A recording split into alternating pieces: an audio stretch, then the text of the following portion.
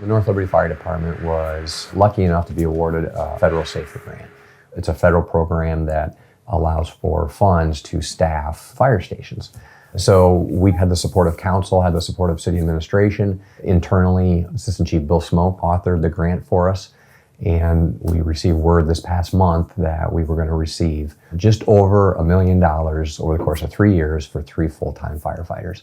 So the city doesn't have to pay for their wages for 3 full years. And that checks a number of boxes for us. First and foremost, it's a part of our response model, right? So it's one more person here each day. And they'll work 24-hour shifts, so they'll be 24 on, 48 off. So every day we'll have one of those firefighters in our fire station. They will have the position of lieutenant, and so they'll also fulfill some supervisory roles for us. Right now, we have 2 part-time personnel on every night, and we supplement those part-time personnel with our paid per call staff. Those are folks that are truly from the volunteer ranks, but we pay them to come up per call. That's really our overnight staffing right now. So the addition of this full-time person will guarantee us a 3-person engine company every night of the week. Like I said, that person's going to be a lieutenant. They'll also have some program management responsibility. Having the opportunity to then take a little bit of those kinds of things off the administrative plate is really going to be helpful as well. So we couldn't be more excited to receive that. And I can't thank enough the permission that we were allowed to write that grant. It'll get us to that next benchmark that we're hoping for in our staffing plan. Something else that we're excited about is the journey of adding another fire facility. Ever since I've been here, we've talked about the need for a facility out west as the city continues to expand. We've had a couple opportunities to talk to different landowners, nothing that ever really stuck, largely because of either the price for the property was too high or in order to develop the property was too high, and it would have been a lot for the city to take on. But overall, that was probably a blessing in disguise, because what it allowed us to do was to take a step back and really concentrate on where should we truly be. We need to look at this from an insurance standpoint, from ISO, which stands for the Insurance Services Offices, as well as NFPA, which is the National Fire Protection Association. And so we looked at both of those things, and they're largely related to positioning an engine company within 1.5 miles of everywhere within your city. So if you took just that alone, and you looked at the current facility that we're operating out of, the southwest part of the community is completely outside of that 1.5 miles. In addition, with NFPA standards, we looked at response time analysis. Where do we position in order to get 4-minute travel time? So we actually had a third party do some time analysis for us. And what those 2 things told us, the 1.5 mile radius as well as the 4-minute travel time analysis, the best location for the station for deployment would be on St. Andrews Drive. This second station not only has an initial response district, but the second station also will back up the current station. Right now, our call volume continues to rise.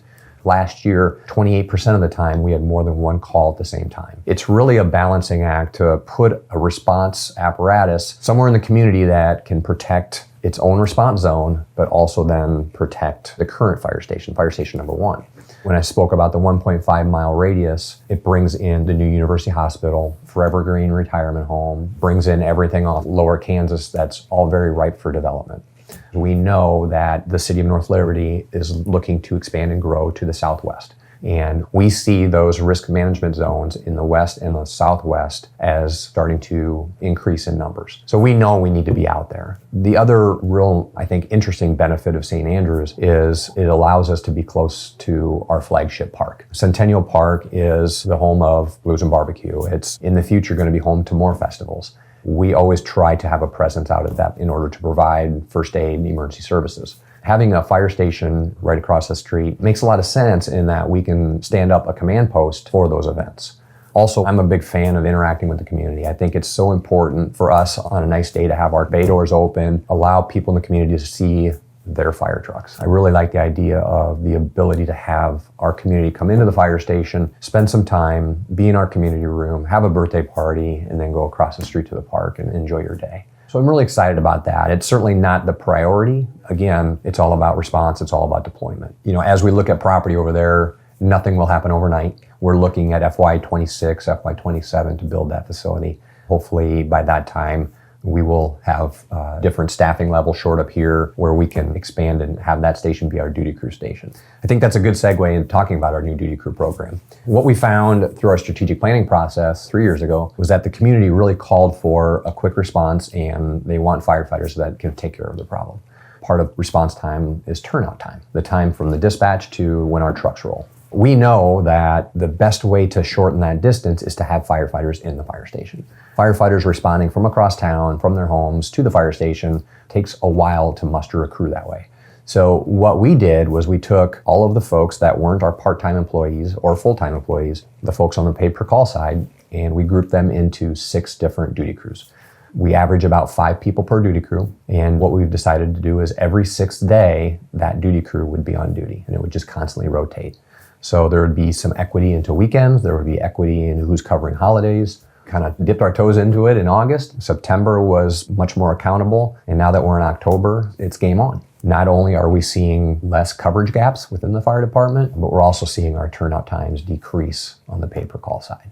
What we saw internally with the folks that were on the duty crews, they too were speaking about how it was the right thing for the community. For a fire chief to hear, that was pretty cool. It speaks a lot about our culture. So exciting stuff. We're in the process of recruiting right now. Not only are we recruiting to hire those 3 full-time for the SAFER grant, but also we're recruiting for a list for part-time. Throughout the year, we'll have part-timers come and go. So we need to be able to backfill those positions, but we're also recruiting for our next class of pay per call, which will then backfill our duty crews. So it's an exciting time of the year when we bring new people in. Younger people typically translates to energy, and we're all about that here. Some really exciting times coming up, and we can't wait.